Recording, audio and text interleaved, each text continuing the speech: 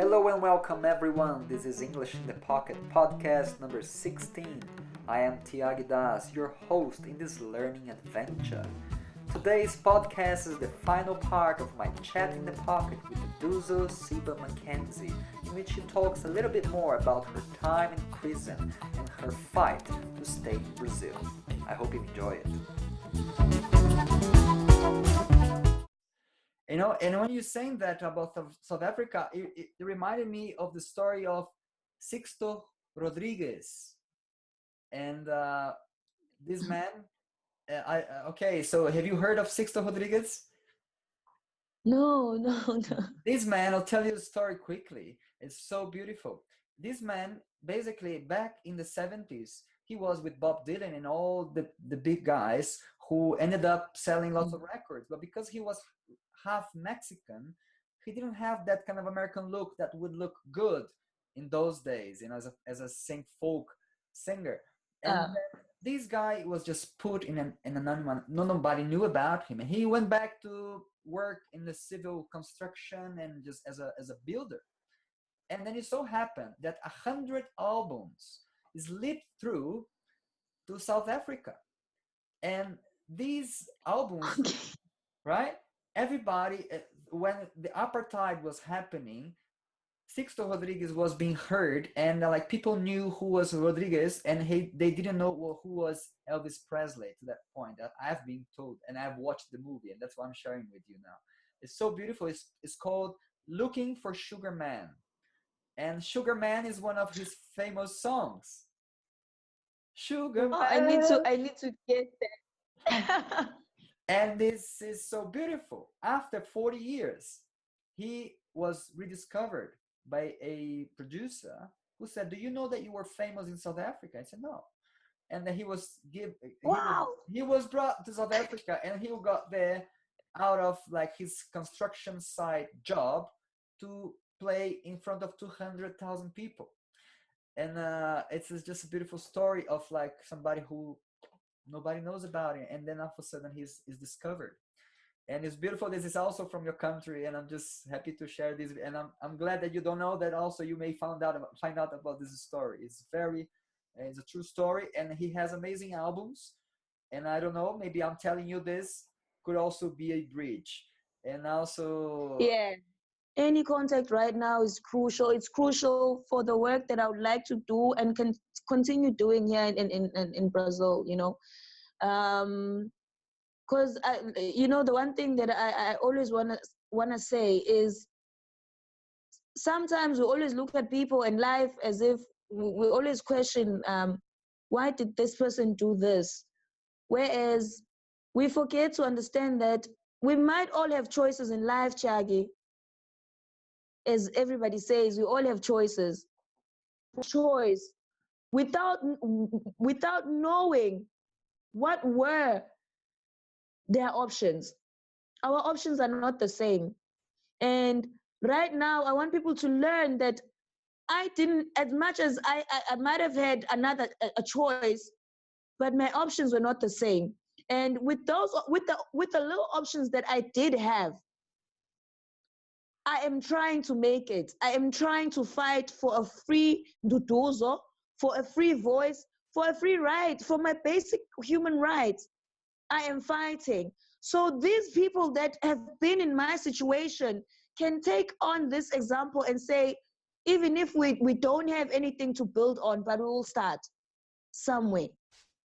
I would like you to repeat what you said, because when you said we all have choices, it cut. And then I wanted you to say that because that was very important. You say you might have choices, but the options are not the same. Something like this. But please state it again. Yes. Okay, what I'm saying is a lot of people say, but you had a choice. I think because the shame that comes from having been in the system, where you find a lot of men and women keeping silent and dying in the life of crime, or dying in whatever situation without getting any help. They are silenced because of the shame of people who ask, but you had a choice. Because we all have choices. Every day we all have choices. The problem is, from those choices, The options that were on my table are not the same options that are on your table. In order for me to make a choice, the same choice that you could have made is if you and I are on the same level with our options. You can't tell me I had a choice where I grew up in a family whereby we had everything, and my next door neighbors didn't even have money to go to school. Right. Already our choices are not the same. Our options are already not the same. I already have a better choice than that person.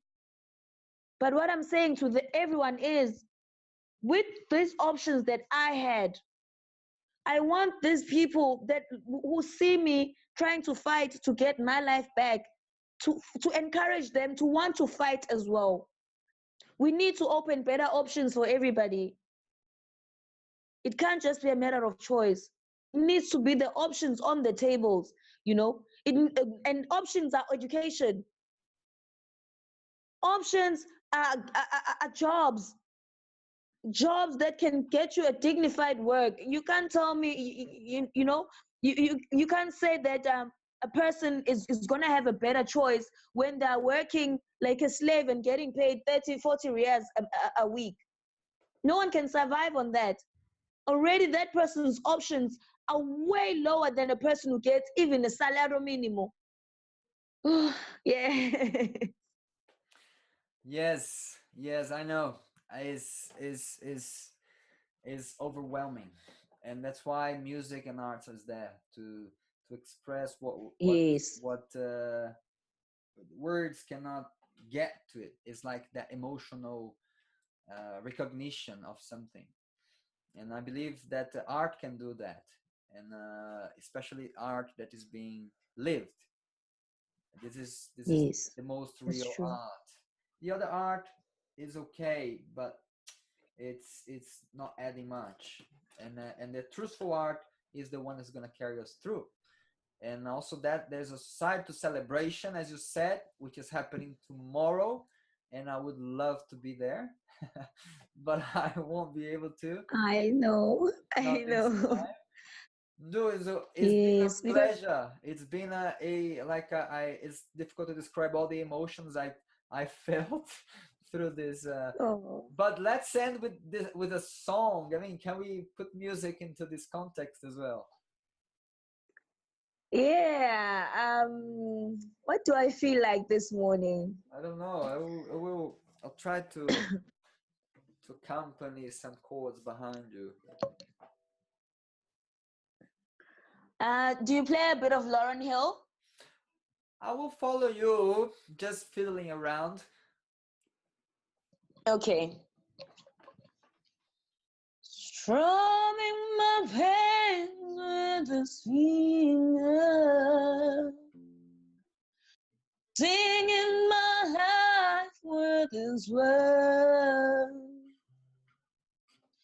killing me softly with his sword, killing me softly with his soul, turning my whole life with his word, killing me softly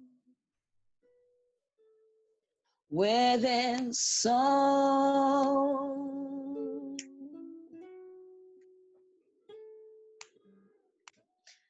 I heard he sang a good song.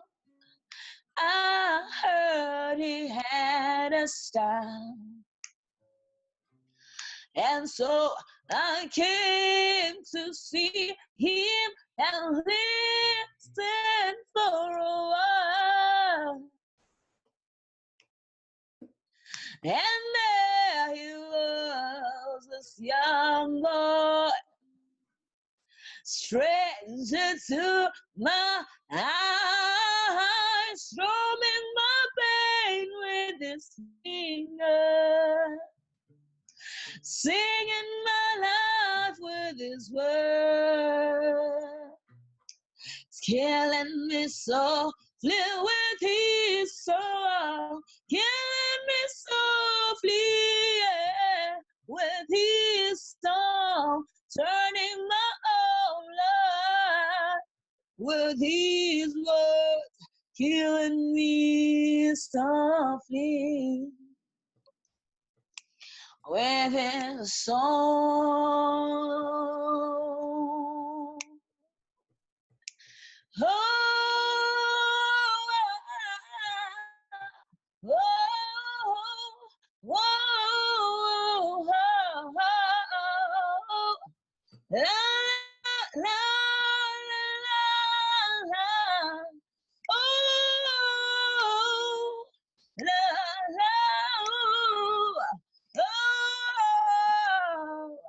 La la.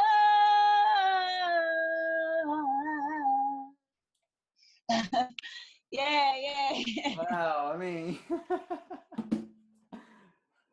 Like most of the people that are helping me, it's just people who have heard my story and they just want to help me. It's not people that know me or have practiced anything with me. It's normally just we meet and they play and we try to create some music. beautiful. It's But beautiful. like thank you. So when you perform. What do you perform mostly? Like when you play your gigs, do you play like? Do you also write songs, or what do you play African stuff like Okay. Zulu stuff? For me, I'm in a place whereby I'm very versatile. I could sing in Spanish, Portuguese, English, apart from other African languages, Swahili, Shona, Tonga, Chivenda, all of those other languages. But I've decided I don't. It's not really a permanent decision, but for right now, Right. I'm a Zulu girl. Yes. I'm from the Zulu tribe, and from where I'm from, I do feel that in Brazil, nobody knows a lot. Nobody has information about where I come from, or what the Zulu stands for, or what is Zulu people. So I'm just trying to bridge that gap, to bring in that experience of being a Zulu woman, having being brought up in KwaZulu Natal, and who's now here.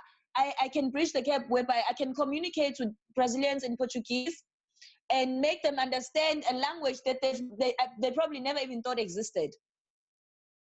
Right.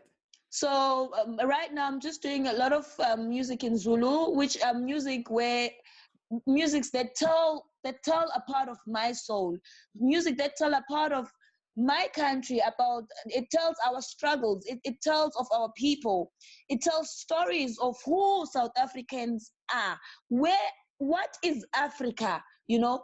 This is what was how was Africa formed, its roots, what makes Africans so unique all over the world, that everywhere they try, every country we go to, they always try to shut us down. Like they always try to not give us this voice or this platform to say, yes, Africa, apart from being from Europe or from being from Asia, Africa is a continent rich of culture, rich of music, rich of tradition, rich of so many things that the world does not know about. We are rich in language, you know.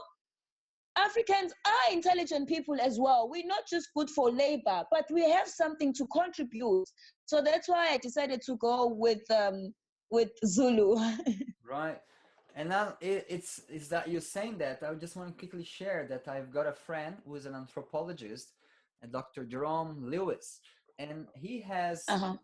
shared with me throughout his books and stuff that the human race, all the DNA is being found, all the 48, if I'm not mistaken, all the 48 different combinations of the DNA of the human gene is being found in Africa. So basically, this theory supports that we all came from Africa.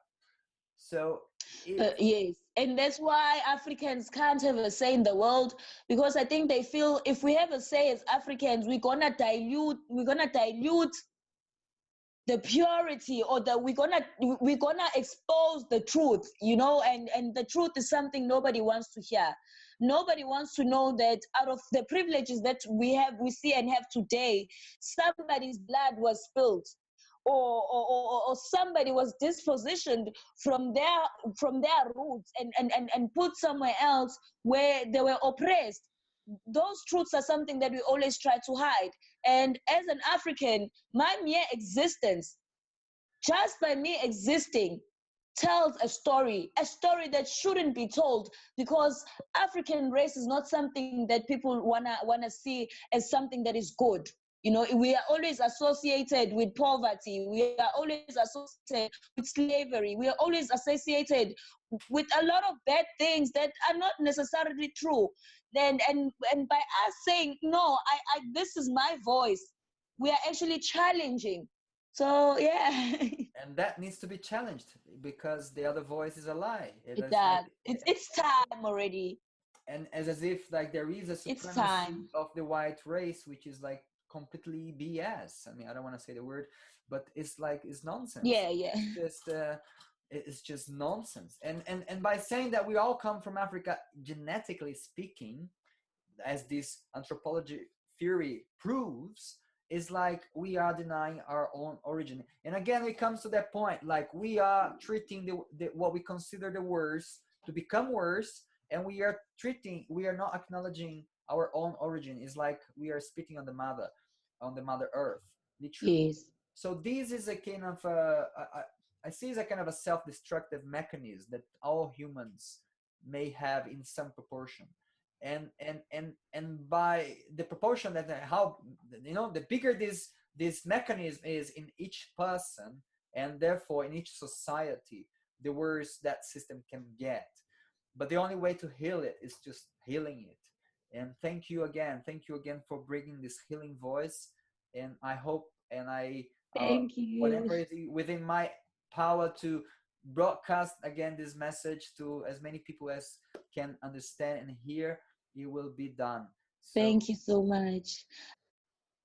Thank you, Chiaki. I'm humbled, you know, I'm really humbled for having had this platform, you know, to share my experience. I'm humbled because it doesn't happen to many. I consider myself a very fortunate person to have had this opportunity to tell my story. A lot of people die with their stories ever being heard.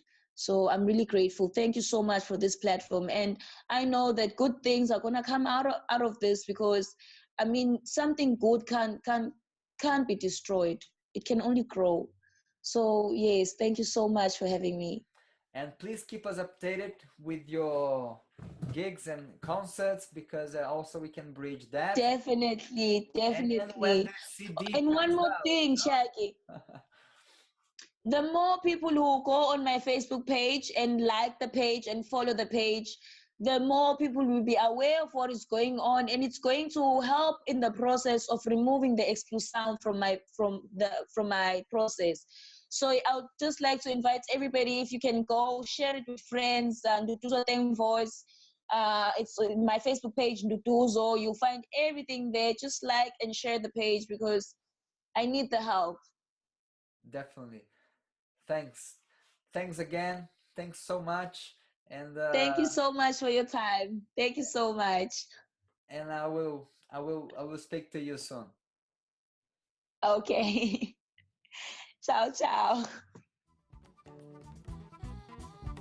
I hope you have enjoyed one more podcast. Feel free to subscribe at englishinthepocket.com and receive amazing materials on learning English. Or you may also subscribe to my YouTube channel, English in the Pocket with Tiangi Das, and keep up with the news. Take care.